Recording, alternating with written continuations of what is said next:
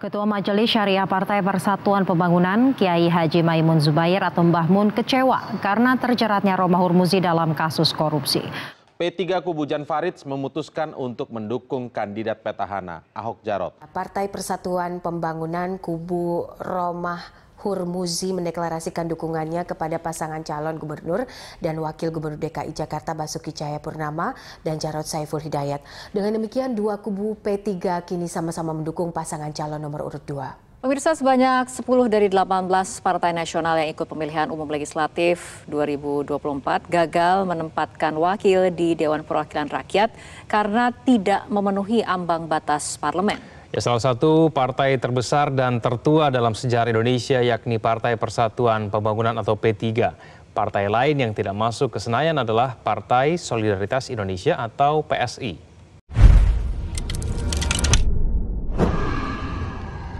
Assalamualaikum warahmatullahi wabarakatuh. Waalaikumsalam warahmatullahi wabarakatuh. Pemirsa, kita jumpa di ruang tayang di Bacain Berita bersama Bung Kameramen yang banyak dicari oleh Bung Kameramen lovers di seluruh Indonesia. Bisa aja, Bung. Silakan. Ya, Bung Alfian. Semoga Bung Alfian sabar menunggu Idul Fitri. Ya, Bung Alfian. Ini ada berita, bukan berita sebetulnya.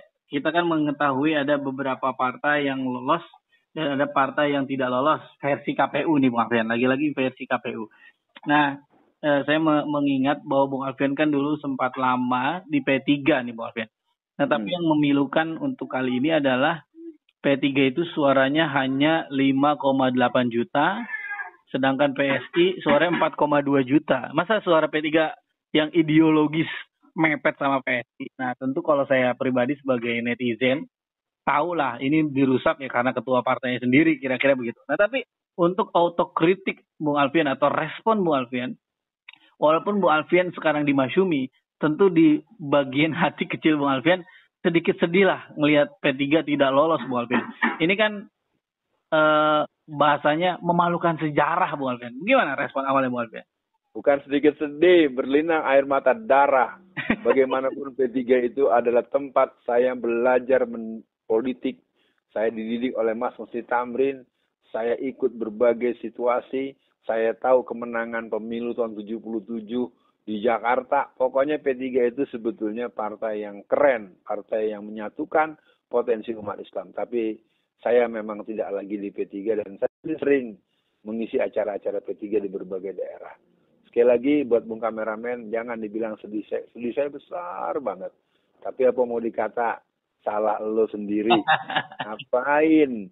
Udah tahu calonnya kafir, Cina lagi, pakai pecah lagi tuh partai. Habis pecah dua-duanya pilihannya sama lagi, kan mungkin malu. Kalau Betawi bilang, lo mah pengen memperbanyak rekening bro, gitu kan ya.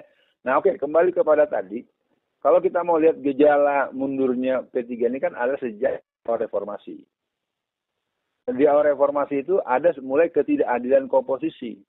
Dulu di zaman Orde Baru, kalau ketuanya itu dari Masumi alias Muslimin Indonesia, akhirnya dia adalah pengejawaan Tan Masumi, maka nanti sekjennya dari NU. Nah, ketika terjadi peralihan orde, berpikirlah kita ketika ketuanya itu adalah seorang NU, ya, Pak Hamzah Has waktu itu. Nah, harusnya kan sekjen dari Parmusi atau MI atau ya Masumi lah gitu. Nah, ternyata tidak. Kemudian terjadi pengkerdilan.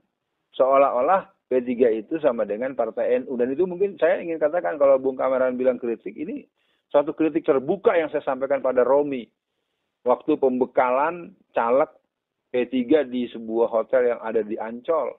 Ada sekitar 1.000 orang lebih dan saya calon caleg DPR RI dari P3 dan saya komplain. Artinya apa?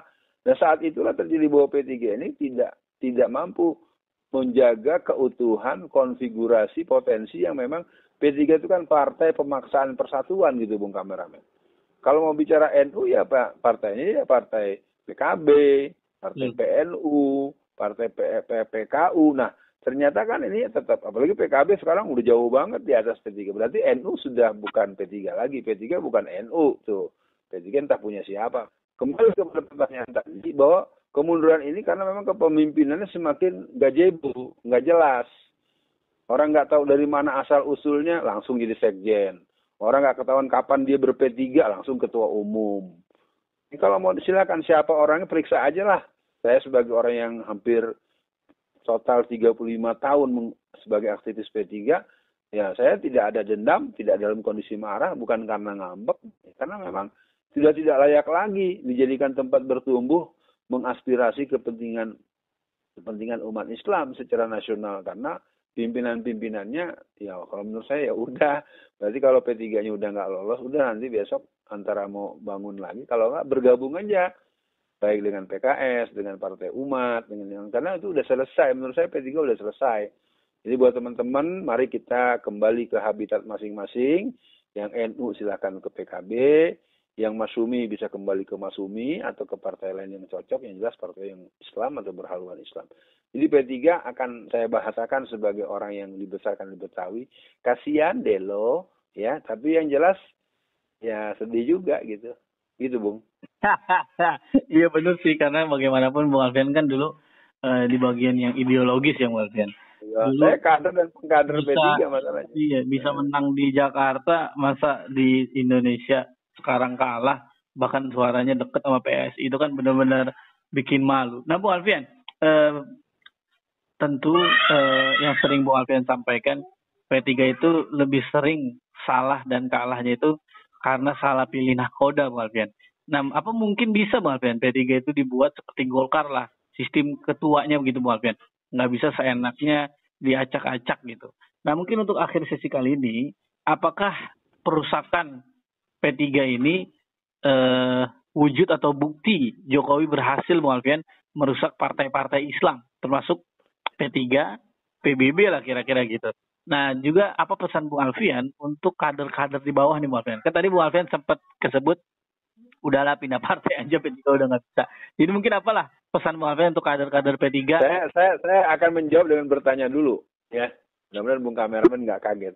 Gimana? Bung Kameramen kok kayaknya pinter banget sih analisa politiknya. Siapa sih yang gurunya? Bung Kameramen ini punya kemampuan menerawang. Jangan-jangan dapat punya temennya indigo ini. Ya. Gimana Bung Kameramen? Sepinter ini kena dari mana ilmunya tuh? Ya enggak lah, kan dibaca beritanya sama Bung Alfian. Baik, sekarang saya akan akhiri. Oke. Yang pertama, buat P3, lakukan pertemuan nasional. Nah, artinya sekarang silakan. Orang-orang P3 silakan lakukan pertaubatan nasional. Anda benahi dulu, ada 6 prinsip partai, ada 5 khidmat partai. Saya orang dalam, yang lama di P3, saya ini kader dan pengkader P3. P3 tidak hari kiamat. Ayo sekarang akomodir potensi-potensi yang pernah ada, jangan diambil secara homogen. Itu namanya nggak ingat dengan sejarah. P3 itu kan adalah keinginan daripada Pak Harto untuk mengontrol dan mengunci potensi politik Islam. Jadi P3 hari ini menurut saya kalau sistem kepemimpinan kembali memberikan peluang untuk distribusi posisi, satu. Yang kedua, jangan pernah mengabaikan kader-kader yang telah merintis dari jauh-jauh hari. Itu kasihan, orang udah berpuluh-puluh tahun, tahu-tahu datang orang karena banyak duit, karena pengusaha langsung jadi ketua umum, langsung jadi caleg nomor 1. Dan ini sangat menyedihkan dan terulang di semua tempat. Ya, terus termasuk kelompok-kelompok yang berhubungan dengan anaknya belum apa-apa, ngerti apa, langsung nyalon, langsung jadi. Ya, ini juga kritik buat semua. Potong sedikit. Jadi Romi itu sekarang seolah-olah menyayangkan P3 nggak lolos. Menurut saya yang bikin awal hancur parah ya Romi, Bung Alfian. Iya, betul. Nah, makanya, berarti kan pertanyaan saya tadi betul, Bung Kameramen. Anda ini pinter, Anda itu jeli. Nah, maksud saya, P3 itu hancur, terus terang saja, ketika terpecah dua antara Romi dengan Jan Farid. Dia terus terang. Kan itu kan saat pilkada DKI bagaimana memalukan dan memilukan. Partai berhaluan Islam, partai Islam bahkan partai Islam, gambarnya Ka'bah, dukung Cina kafir yang menghina Quran, coba. Kan kalau nggak dibilang syarat ya gila itu kan. Itu nggak dibilang kafir itu kan. Memang udah ngaco gitu kan. Jadi berpartai itu dianggap sama dengan pakai sendal jepit gitu. Kalau saya tidak. Berpartai itu berarti kita berjuang untuk memenangkan aspirasi perjuangan politik umat Islam. Dan untuk kepentingan Islam, baik agamanya maupun orang-orangnya. Nah, baik pemirsa, P3 silakan berbenah, kalau tidak silakan bikin pertemuan pembubaran P3 supaya kita cukup nanti ada PKS, ada PBB kalau masih mau ada Partai Umat, ada Partai Masyumi. Kalau P3 masih mau ada, ayo saya siap untuk ikut ngomong supaya P3 tetap ada, PKS tetap ada, Partai Umat ada, Partai Masyumi ada, dan partai-partai yang lain tetap ada. Karena umat Islam masih 260-an juta, Bung Kameramen. Ya, karena P3 itu jumlahnya kan teman berapa tuh? 5,8 berapa tuh, nggak sampai kan? Masih banyak. Jadi partai Islam, ayo bersemangat. Kita berjuang dari jalur parlementer, dari jalur kelembagaan informal, dari jalur alternatif yang lain. Yang jelas, P3 adalah partai umatnya, partai umat Islam yang bisa diselamatkan kalau kembali kepada jalan Islam. Sekian, Assalamualaikum warahmatullahi wabarakatuh. Waalaikumsalam warahmatullahi wabarakatuh.